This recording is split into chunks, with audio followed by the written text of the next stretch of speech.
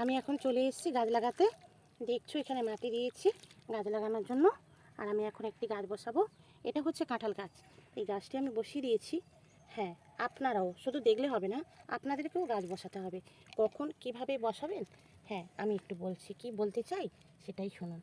আচ্ছা, চারদিকে গাছপালা বড় হয়ে গেছে, আপনি ছিটতে চান, ঠিক আছে ছিটে দিন, কোনো ব্যাপার না, ছিটে দেবে। কিন্তু বন্ধুরা, ছেটার আগে আপনি একটি গাছ লাগিয়ে দেবেন। কেমন? গাছ লাগিয়ে দিলে সেই গাছটা জল দেবেন, সার দেবেন, কারণ ওরা আমাদের উপর নির্ভরশীল। আমরা জল সার না দিলে ওরা কিন্তু বড় হতে পারবে না, ঠিক আছে? আর কেন বলছি, এটা তো বড় কথা, সব গাছ কিন্তু আমাদের অক্সিজেন দেয়। আর আমরা যে অক্সিজেন নিয়ে বেঁচে আছি, আমি, তুমি, আপনারা বলুন, সবাই। বন্ধুরা, এখানেই আমি শেষ করলাম। আমার এই ছোট্ট ব্লগটি যদি আপনাদের ভালো লাগে, একটি লাইক, কমেন্ট, শেয়ার করবে। Tata, bye bye.